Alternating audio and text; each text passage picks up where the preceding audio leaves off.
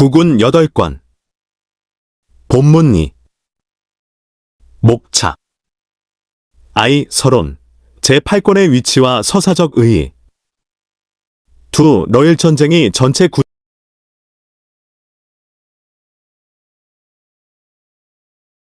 구도와 제8권의 배경.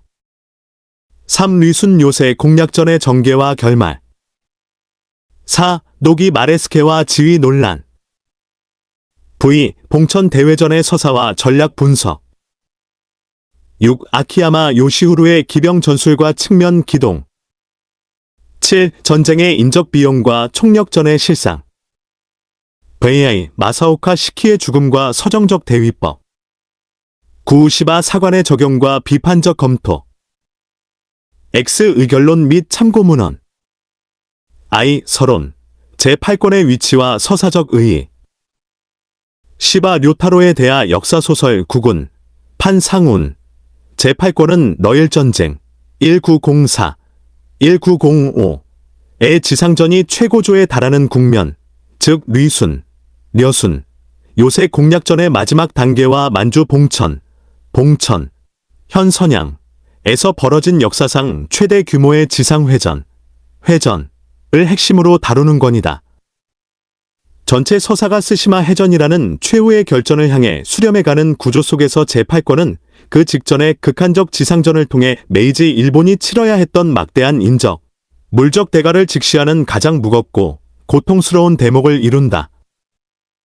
제8권에서 시바 료타로는 전쟁 서사의 웅장함과 그 이면의 참혹함을 동시에 포착하는 탁월한 균형감을 발휘한다. 리순 요새를 향한 수차례의 정면 돌격에서 수만 명의 일본 병사가 희생되는 광경, 지휘부의 전술적 오판이 무고한 병사들의 생명을 어떻게 소진시키는가에 대한 냉철한 비판, 그리고 그 모든 참화 속에서도 의무와 소명을 다하는 개별 인간들의 존엄이 이 권의 서사를 이끄는 세 가지 축을 형성한다. 이는 시바가 단순히 메이지 시대를 이상화하는 데 그치지 않고 국가의 명운을 건 전쟁이 개인에게 부과하는 극한의 조건을 직시하는 역사, 서술가임을 가장 선명하게 보여주는 권이기도 하다. 한국 독자의 시각에서 제8권은 러일전쟁이라는 사건이 결국 대한제국의 운명을 결정짓는 배경이 되었다는 역사적 맥락을 함께 사유하게 만드는 복잡한 독서 경험을 제공한다. 일본 측의 영웅적 분투와 막대한 희생이 서사의 전면을 차지하는 가운데 그 전쟁의 귀결이 한반도에 무엇을 의미했는지를 함께 성찰하는 비판적 독해가 요청된다. 2. 러일전쟁이 전체 구도와 제8권의 배경.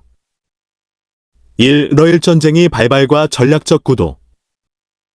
1904년 2월 8일 일본 해군의 기습 공격으로 시작된 러일전쟁은 동아시아 패권을 둘러싼 일본 제국과 러시아 제국의 최후 결전이었다. 일본은 만주와 한반도에 대한 러시아의 남하 정책을 저지하고 자국의 영향권을 확보하기 위해 선전포고 없이 러시아 태평양 함대를 기습하는 방식으로 전쟁을 개시하였다. 전쟁의 전략적 구도는 일본이 해상에서 러시아의 증원을 차단하면서 육상에서 만주의 러시아군을 경멸하고 러시아가 전략적 중심을 활용하여 장기전으로 일본의 전쟁 지속 능력을 소진시키는 양상으로 전개되었다. 이 제8권의 시간적 배경. 제8권이 다루는 시기는 1904년 후반부터 1905년 3월까지로 리순 요새를 둘러싼 포위 공략전이 최종 국면에 진입하고 봉천 대회전이 전개되는 약 반년간의 기간이다. 이 기간은 러일전쟁 전체에서 일본군의 인명피해가 가장 집중된 시기로 총 전사자의 상당 부분이 이 시기에 발생하였다. 제8권의 시대적 무게는 바로 이 전쟁의 극한 국면을 정면으로 응시하는 데서 비롯된다. 전역. 기간. 일본군 피해, 추정, 결과. 리순 제1차 총공격 1904.8 약 1만 5천 명 사상 실패. 리순 제2차 총공격 1904.9 약 7천 명 사상 실패. 리순 제3차 총공격 1904.10-11 약 1만 명 이상 사상 일부 성공. 203고지 공략 1904.11-12 약 1만 6천명 사상 성공 요새 함락 봉천 대회전 1905.2-3 약 7만명 사상 전술적 승리 3. 류순 요새 공략전의 전개와 결말 1. 류순 요새의 전략적 의해 류순, 려순, 포어트 아우서은 랴오동 반도 남단에 위치한 러시아 태평양 함대의 핵심 기지로 러시아가 수년에 걸쳐 구축한 동아시아 최강의 요새였다. 이 항구를 장악하지 않고서는 러시아 함대가 언제든 출항하여 일본군의 해상 보급로를 위협할 수 있었기 때문에 류순 공략은 전쟁의 전략적 성패를 좌우하는 절대적 과제였다. 일본군 제3군 사령관 노기 마레스케 대장 이 임무를 부여받았다. 류순 요새는 최신 방어 공학의 산물이었다. 콘크리트로 강화된 지하 엄폐호, 상호 지원이 가능하도록 배치된 포대망, 요새 전면의 철조망과 지뢰지대, 그리고 높은 지형을 이용한 관측 및 사격 진지가 유기적으로 결합된 이 요새는 정면 돌격으로는 함락이 거의 불가능한 구조를 갖추고 있었다. 그럼에도 불구하고 일본군 지휘부는 초기에 이를 신속한 정면 공격으로 함락시킬 수 있다는 과도한 낙관론을 유지하였다. 2. 203고지 공략과 요새 함락 수차례의 정면 총공격이 막대한 피해만 낳고 실패로 끝난 후 만주군 총사령부의 고다마 겐타로 아오건테랑 참모장이 전선에 파견되어 전략을 전환하였다. 203고지를 점령하여 항내의 러시아 함대를 관측 포격으로 무력화한다는 새로운 접근법이 채택되었다. 1904년 11월부터 12월에 걸쳐 203고지를 둘러싸고 벌어진 공방전은 수만 명의 사상자를 낳은 처절한 혈투였다. 마침내 12월 5일 일본군이 203고지를 점령하고 이 고지에서 함내의 러시아 태평양 함대를 포격하여 격침시킴으로써 류순 요새의 전략적 목적은 달성되었으며 1905년 1월 2일 요새는 항복하였다. 시바 료타로는 이 공략전을 묘사하면서 203고지를 향해 물밀듯이 돌격하다가 쓰러지는 일본 병사들의 참상을 생생하게 그려낸다. 전장의 공포와 고통, 전후의 죽음 앞에서도 전진하는 병사들의 의무감, 그리고 그 모든 희생 위에서 수행되는 냉정한 군사적 판단의 대비는 제8권에서 가장 강렬한 인상을 남기는 서사적 장면들을 이룬다. 4. 노기 마레스케와 지휘 논란 1. 노기 마레스케의 지휘 방식 노기 마레스케, 네모키전 1849-1912는 제3군 사령관으로서 류순 공략전을 지휘한 인물로 메이지 천황의 사망 당일 순사 한 것으로 유명한 인물이다.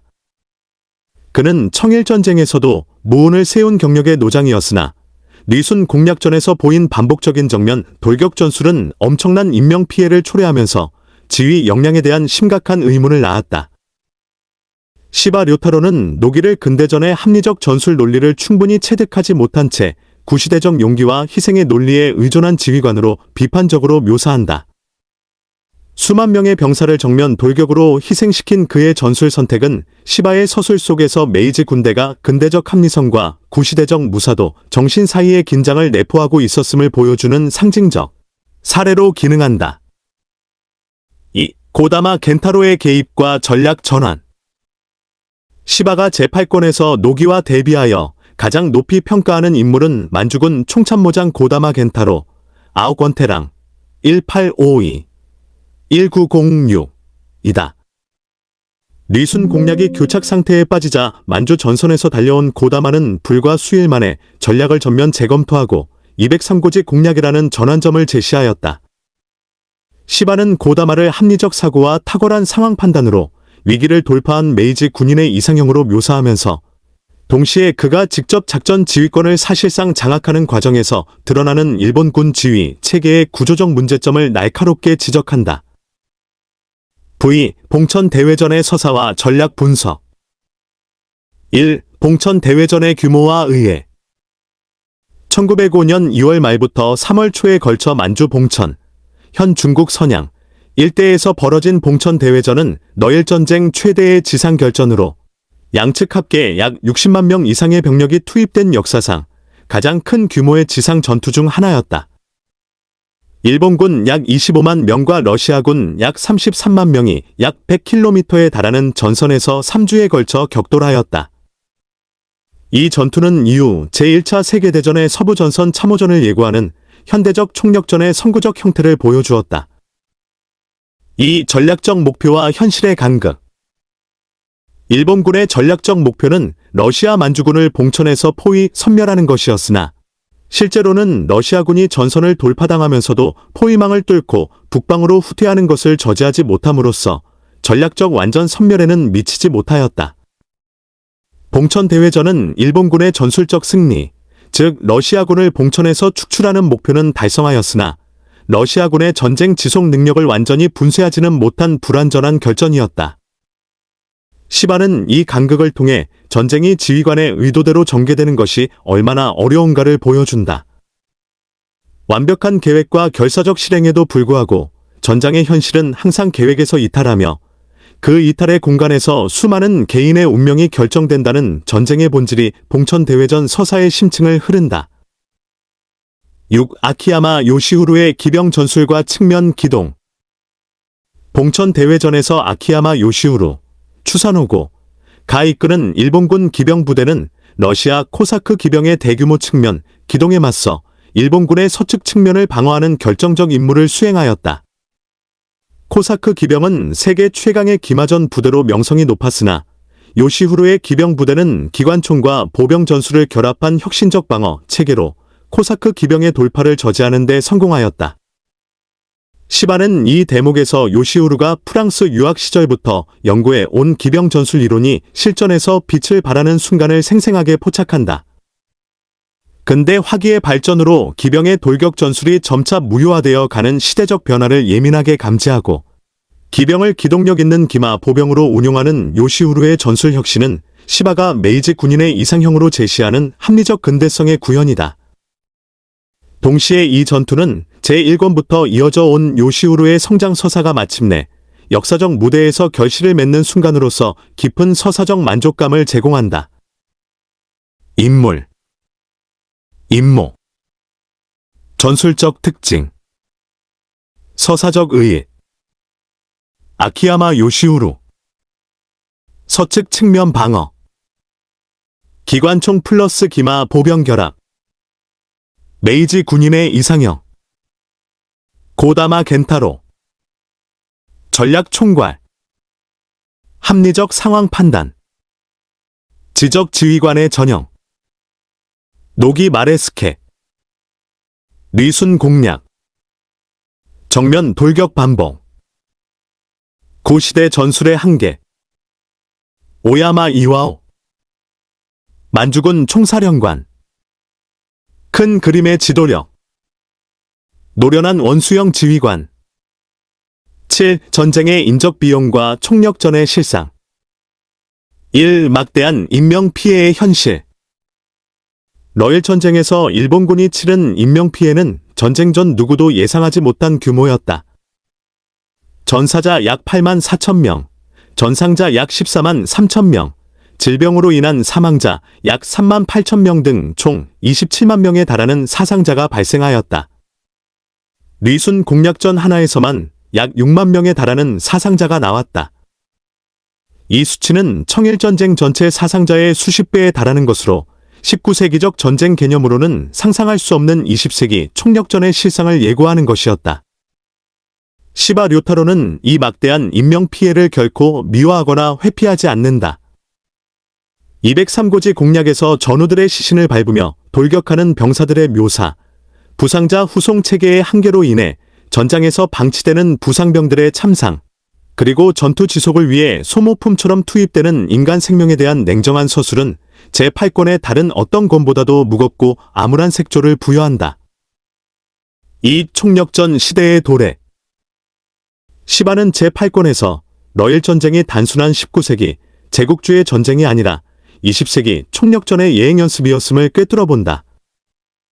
참호와 철조망으로 이루어진 방어선, 야포와 기관총이 지배하는 화력전, 수십만 명의 대군을 철도와 현대적 병참으로 운용하는 병력 동원 체계, 그리고 전쟁이 장기화되면서 국가 전체의 경제적, 인적 자원을 소진시키는 소모전의 논리는 모두 9년 후 발발하는 제1차 세계대전의 원형을 담고 있다. 이 역사적 예결력이 국군 제8권을 단순한 전쟁 소설이 아닌 전쟁의 본질에 대한 심층적 성찰로 격상시킨다. VI 마사오카 시키의 죽음과 서정적 대위법. 마사오카 시키, 정강자규는 1902년 9월 러일 전쟁이 발발하기 약 1년 반 전에 이미 세상을 떠났다. 그러나 제8권에서 시바는 전쟁의 참혹한 현실을 묘사하는 가운데 곳곳에서 시키의 하이쿠와 시키가 살았던 청춘의 시간들을 불러들임으로써 전쟁 서사에 깊은 서정적 층위를 더한다. 포성과 돌격의 소음으로 가득 찬 전장의 묘사 사이사이에 마스야마의 맑은 하늘 아래 야구를 즐기고 하이쿠를 읊었던 청년 시키의 기억이 섬광처럼 교차한다. 시키의 부제가 제8권에서 수행하는 서사적 기능은 두 가지이다. 첫째, 전쟁에서 목숨을 잃어가는 수많은 병사들이 각자 누군가의 시키였다는 사실, 즉 전쟁 이전에 자신만의 꿈과 우정과 삶을 지녔던 인간이었다는 사실을 환기시킨다. 둘째, 메이지 시대가 언덕 위의 구름을 향해 달려가는 과정에서 치러야 했던 대가가 단순히 전사자, 수치로 환원될 수 없는 개별적 인간 존재의 소멸이었음을 독자에게 상기시킨다. 시키의 결핵과 전쟁의 총탄은 그 형태는 다르지만 메이지 청춘들을 앗아간다는 점에서 하나의 상징적 연속성을 이룬다. 시바 사관의 적용과 비판적 검토. 1. 제8권에서의 시바 사관. 제8권은 시바 료타로가 자신의 역사관, 이른바 시바 사관, 사마 사관을 가장 복잡한 방식으로 적용하는 권이다. 시바는 메이지 시대를 일본 역사의 이상적 시기로 평가하는 기본 입장을 유지하면서도 이 권에서는 그 빛나는 시대가 수만 명의 병사를 희생시킨 냉엄한 전쟁 기계의 작동 위에 세워졌음을 외면하지 않는다. 노기 마레스케의 전술적 실패에 대한 날카로운 비판, 참모 체계의 경직성에 대한 지적, 그리고 병사들의 죽음을 기쁘게 죽은 것으로 미화하는 군국주의적 서사에 대한 거부는 시바가 단순한 메이지 찬미론자가 아님을 보여준다.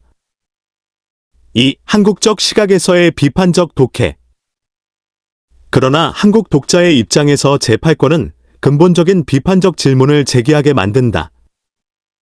리순 공략과 봉천 대회전에서 일본군 병사들이 치른 막대한 희생이 감동적으로 서술되는 동안 이 전쟁의 직접적 귀결인 한반도에 대한 일본의 지배 확립 과정은 서사의 주변부에 머무른다. 러일 전쟁 중 일본이 대한제국의 영토를 군사적으로 사실상 점령하고 행정적 통제권을 잠식해가는 과정, 그리고 이 전쟁의 승리가 을사늑약, 1905이라는 형태로 한반도 주민들에게 어떤 의미였는지는 국군의 서사 지평 밖에 놓여 있다.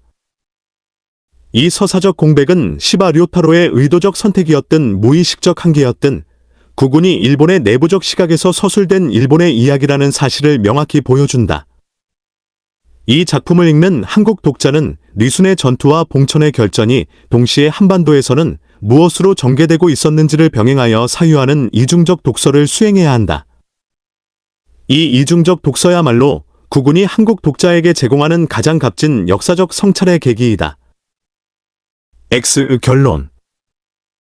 시바 료타로의 국군 제8권은 메이지 일본이 러일 전쟁에서 치른 극한의 대가를 직시하면서 전쟁의 웅장함과 그 이면의 참혹함을 동시에 포착한 이 대하소설의 가장 무겁고 깊이 있는 권이다. 리순 요새 공략전의 피어린 현장, 봉천 대회전의 장대한 스케일, 아키야마 요시후루의 기병 전술 혁신, 노기 마레스케 지휘 논란의 비판적 서술, 그리고 시키의 부제가 들이오는 서정적 그림자가 유기적으로 결합되어 이 권의 다층적 서사를 이룬다. 제8권은 시바가 메이지 시대를 단순히 이상화하는 데 그치지 않고 그 시대가 내포한 모순과 비극, 그리고 국가를 위한 희생이라는 이름 아래 소모된 수많은 개별 인간 존재의 가치를 진지하게 성찰하고 있음을 보여준다. 이 성찰의 깊이가 국군을 오락적 전쟁 소설의 차원을 넘어 20세기 인류의 전쟁 경험에 관한 문학적 증언으로 자리매김하게 한다. 다만 한국 독자는 이 서사가 담고 있는 역사적 시각의 한계와 공백을 비판적으로 인식하면서 읽어야 한다는 과제를 함께 안고 있다.